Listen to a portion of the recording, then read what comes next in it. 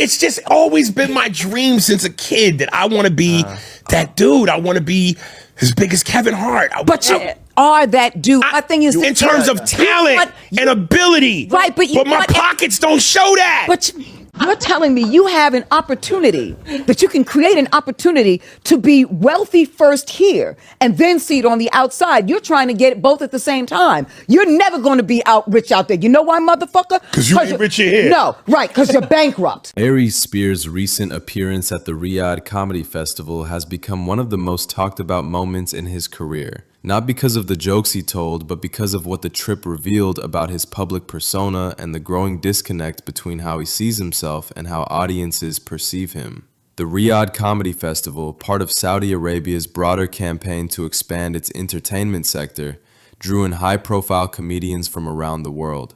Spears was among them, performing before a massive international crowd and later taking to Instagram to celebrate the experience.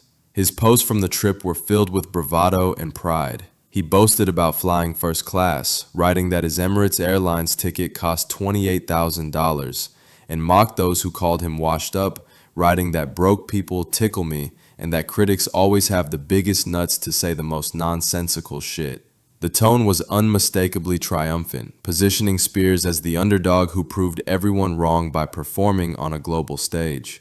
But the celebratory tone didn't land smoothly. Many fans and observers took issue not only with his participation in a Saudi-funded event, given the country's record on human rights, but also with the way he flaunted his wealth and mocked critics. For those who already questioned Spears' attitude or ethics, the post seemed to confirm what longtime colleague Deborah Wilson had called him out for earlier this year, being spiritually bankrupt. During a reunion-style conversation with former Mad TV cast members, Wilson directly confronted Spears about his obsession with money and fame. She told him that despite having a family and children, he seemed incapable of valuing what truly mattered. And I'm driving a fucking base model Chevy motherfucking Spark. Roll your windows up, bitch. So what are you talking about? What the fuck are you talking about? Where you from? Where you come from?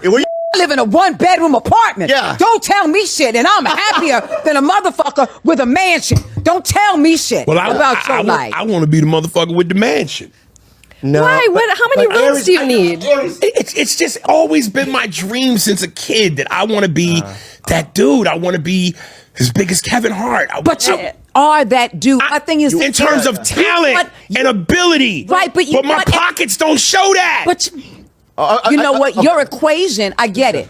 But your equation you'll never be satisfied. I'm just going to tell you right now. I'm going to be real. Hold on. No. What's your number? Stop. What's the number? Your What's the equation will never be satisfied. Why? Because some other motherfucker will come along that'll take and blow the world up, and you'll want to be that. And then some other motherfucker will come around and have as talented as you or possibly more, and then you're going to get upset. Because again, you focus on everything that is not you. Her criticism wasn't about religion, it was about priorities. She accused Spears of measuring his worth by wealth and celebrity, of chasing external success while neglecting internal fulfillment and gratitude. Spears, in that same conversation, had openly admitted to being unfaithful and to wanting the kind of career Kevin Hart has, further reinforcing the impression that his sense of value was tethered to status and visibility.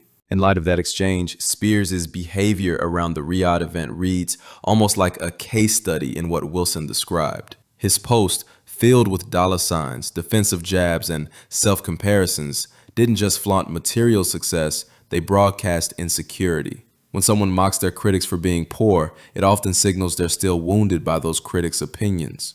Rather than ignoring detractors, Spears seemed compelled to prove them wrong, using money and opportunity as his scoreboard.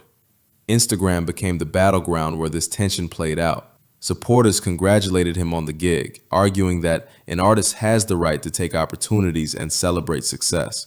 But others flooded his comment sections with criticism, some accusing him of hypocrisy, others of moral blindness for performing in Saudi Arabia, and many echoing Wilson's observation that Spears appears fixated on external validation. Let's say you said, okay, you want your flowers, you're the GOAT, you've dreamt of this mansion your whole life. Yeah. If by midnight You move into that mansion of your dreams and you get everything you've ever dreamt about, the money, the bag, the mansion, whatever it is. Do you think that you could sit there and be like, okay, I got it. I am fulfilled. I am happy. I would be happy if I got that plus the things that really matter. What are the things that really matter? I'm not a great father to my kids. Okay, oh, we're God, getting my somewhere. heart just exploded. I want to tighten up my relationship with my son. Oof, do that, and maybe the mansion will follow. The contrast between a comedian flaunting luxury travel and an earlier confession of moral and personal shortcomings proved too striking for many to ignore.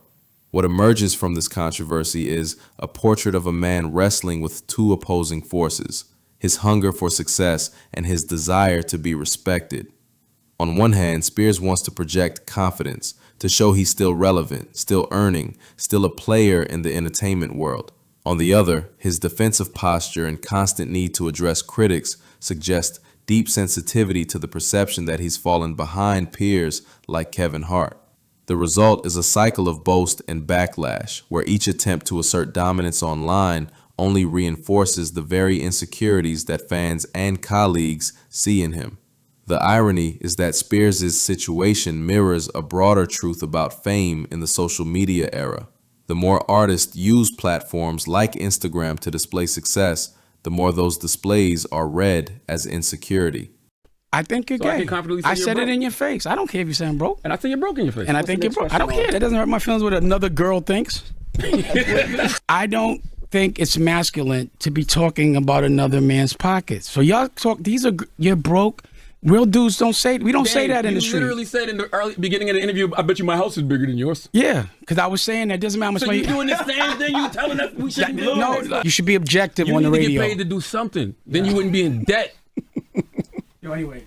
Debt Dash. That's his new name.